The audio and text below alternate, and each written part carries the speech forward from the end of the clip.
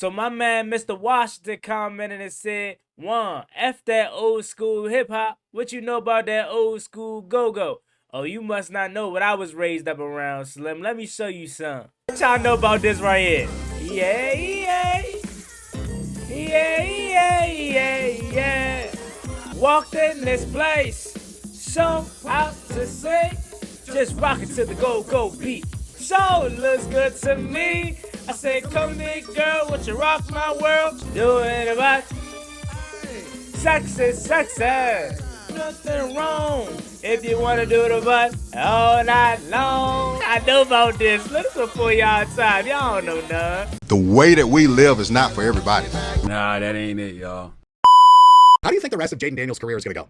If we're, 6, 7 games into Jaden Daniels' career, and he's already milking injuries, like... Stop saying my name, you dick riding bastard.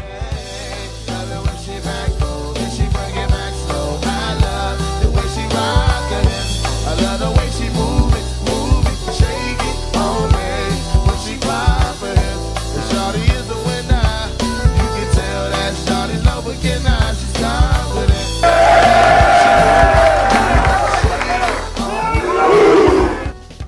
YouTube, what's going on? It's Juan Gotti here. We have the Washington Commanders video, and in today's video, I'm coming on here with the video where we're going to be talking about a Washington Commanders player that is set to have a big season after nearly having a career-ending injury last year. So without further ado, let's get straight into today's video. Before we do, make sure you guys go down below, leave a like on this video, subscribe to the channel. If you are new, turn on post notifications so you get notified when I upload new videos like this to the channel. On the road to 10,000 subscribers, so we greatly appreciate it if you help me reach that goal as soon as possible. Thank you so much. Let's talk about it. So, Noah Brown, as y'all know, is a guy that I have hyped up all offseason long.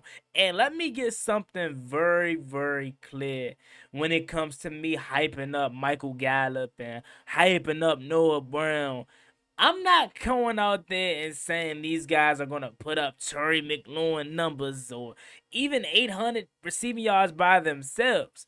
But what I am telling you is a guy like Noah Brown is needed on somebody's roster and needed on a roster like ours, because you always got to have those utility players. Like, you always got to have those players that don't necessarily put up a lot of stats on the stat sheet, but a 3rd and 8 in the 4th quarter with a minute and 10 seconds left, and you know they double team and Terry McLaurin, and that you have nobody else that can really get open and don't really can lean on, but there's a guy by the name of Noah Brown who comes up clutch with the key first down. Those are the guys that you need on this roster, and I'm so excited that he's back. But even though the excitement with Noah Brown for me is high, we almost didn't even get a chance to rejoice his big contribution last year. What am I talking about? As we know, Noah Brown's season came to an abrupt end last year, as I believe he had something dealing with his kidneys. And when we first heard the news, there were talks about this potentially being not just a season-ending injury, which it ultimately was, but it was a career-threatening injury. We're talking about a lacerated kidney potentially. We're talking about anything dealt with a kidney. That's something very serious. So not only was it a blessing to see that he was okay and that it was just a season-ending injury, but it's a blessing to see that he's able to train and he's committed to playing next year, and he's healthy, or at least working his way back to being healthy. And at this point, there doesn't seem to be any setbacks for him when it comes to, reporting the minis, training camps, etc., and all mandatory off-season workouts. And again, for me, the excitement is there because I know how good he is. And I know he's able to get you 400 yards receiving, 500 yards receiving, 6 touchdowns. I know what I seen from Michael Gallup before he retired. He used to kill us. So my whole thing is, right, what was the big thing we was complaining about last year when it came to Terry McLaurin, Jaden Daniels, and what you want to say, Zach Ertz? What was he saying? If it wasn't Jaden Daniels on the ground, if it wasn't Jaden Daniels being magic with his arm, if it wasn't Terry McLaurin, if it wasn't Zach Ertz, there was nobody else consistently helping out 5. Well, I'm telling you that from a contribution standpoint, Noah Brown was our number 2 receiver last year. It was at a time where Noah Brown was literally getting more targets than Terry McLaurin. Although that drove us insane and crazy, that was a truth at that point.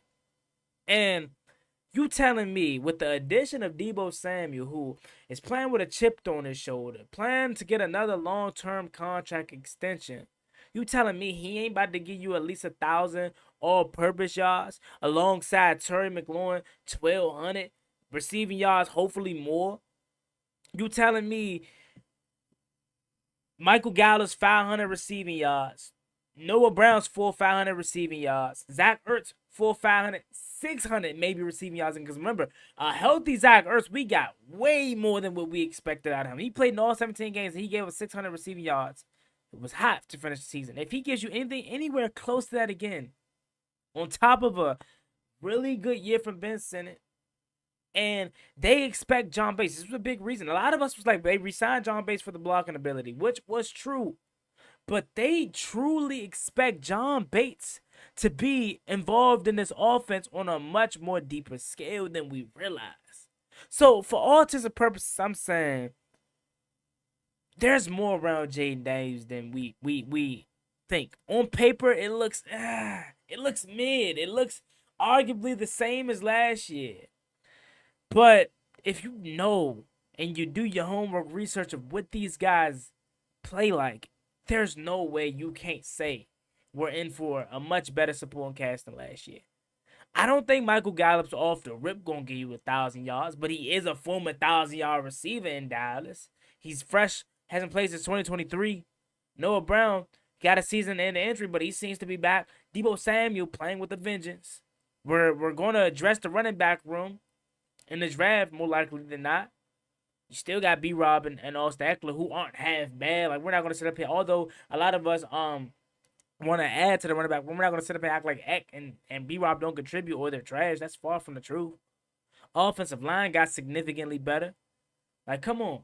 So I wanted to shine some light on Noah Brown today and read this article by Rigo's Rags. As it's titled, Commanders Playmaker Bullish Outlook is exactly what fans wanted to hear. So it says this: Noah Brown created one of the Washington Commanders' most memorable moments for decades with his Hail Mary touchdown catch against the Chicago Bears. However, his 2024 season ended abruptly through injury when real momentum started to build. So his season ended once his momentum truly started to build.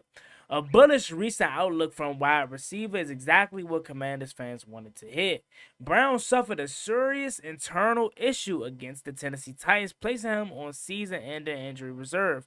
It was later revealed that the former 7th-round selection had undergo kidney surgery, which cast a doubt on his NFL future heading into free agency. Again, undergoing surgery on a kidney. Not only did it send his season to the shadow round, but his career balance was up in the, in air. Because again, it's a kidney injury. It ain't like it's just a regular injury that most people come back from. However, the Commanders alleviated these concerns, quickly re-signing Brown to a one-year deal. The representatives that is a clear sign yet that the wideout was expected to make a full recovery en route to making a big contribution for Washington next season. Continue on with the article. It says Noah Brown provided encouraging health updates to alleviate Commanders' concerns. There's no doubt Brown is looking to repay the faith shown in him by the Commanders. The Ohio State graduate stated he is ranging to go with organized team activities on the immediate horizon. He's looking forward to a full offseason with his teammates, and he's confident of making more special moments for the fans in year 2 of the franchise. So there's no setback with Noah Brown. He's expected to be 100% healthy, and as I mentioned already, he's expected to participate in off-season workouts and OTAs and organized team activities, which is huge. The Commanders traded for Deebo Samuel this offseason, sending a 5th-round pick to the San Francisco 49ers to attain an all-pro performer. That could eat into Brown's targets, but his ability to stretch the field and gain defensive pass interference penalties will be a major asset. That's something that I think a lot of you all forgot. Who was the one guy down the field creating all of the automatic first downs, all the automatic pass interferences? It was Noah Brown. You know what I'm saying? Soon as the ball went down the field for 85, we like, hey, that's pass interference. What do we see? Yellow marker coming out the cut. So he's big for this offense in so many other ways that doesn't even involve getting the ball. He's a hell of a blocker, and as we just talked about, a hell of a guy that calls pass interference calls. You know what I'm saying? So again, I'm excited. Jaden Daniels loves Noah Brown. Again, we talked about it last year, although it was in frustration at the time. Looking back on it, it goes to show you how confident he is in Noah Brown's ability to perform. But Noah Brown was getting a lot of the targets more so than Terry McLaurin last year. Now, we don't want that moving forward. But to see that he's happy, that being Noah Brown, to see that Jaden Daniels loves Noah Brown, to see that we have more around 5 that's going to help Noah Brown to just kind of take a backseat role, but not necessarily have to be heavily relied on, but also known as able to come up in the clutch. Who's to say Noah Brown isn't necessarily our wide receiver 3? Because at this point, it's penciled in as him as being a starter. I mean, do you go Luke McCaffrey, who's still, young and who we think and hoping could take a next step this year? I think at this point, talent-wise, from off of what I've seen, I would go from in the past. I would go Michael Gallup as my 3. But Noah Brown was here last year, and he's healthy. So at this point, it's looking like Terry McLaurin, Deebo Samuel, and obviously Noah Brown's your 3. Then 4, Michael Gallup. 5, Luke McCaffrey. And then it's going to be obviously one spot open. If I'm not forgetting anybody, if I am, forgive me. But I'm happy with Noah Brown. I'm glad that he's healthy, and I'm excited, and I'm encouraged by these words. Go check out the full interview as he just sat down on the Next Man Up podcast with Brian Copa Jr. Go ahead and check that out. As he said some very good and encouraging words. He's healthy, he's ready to rock and roll, and he's ready to bounce back from not only a season-ending injury, but a potential career-ending injury. Thank God he's healthy. Thank God he's able to play ball for the Burgundy and Gold. But there you have it. Let me know what you guys think about this video in the comment section down below. Leave your comments and thoughts. How do you feel about Noah Brown? Do you think I'm overhyping Noah Brown, like I'm jazzing him just a little bit? Or are y'all confident in Noah Brown's ability to perform as well, just like me? Leave it down below in the comment section. As always, me, boy, Juangottibusiness. Make sure you like, comment, and subscribe to the channel. Want to roll to 10,000 subscribers. So we greatly appreciate it if you want to reach that goal as soon as possible. Thank you so much. Y'all have a blessed one. Stay safe. Be easy out there. Peace. Ballin' like I'm Deshaun, throw the bomb, G. That's IG, my jersey never seen a laundry.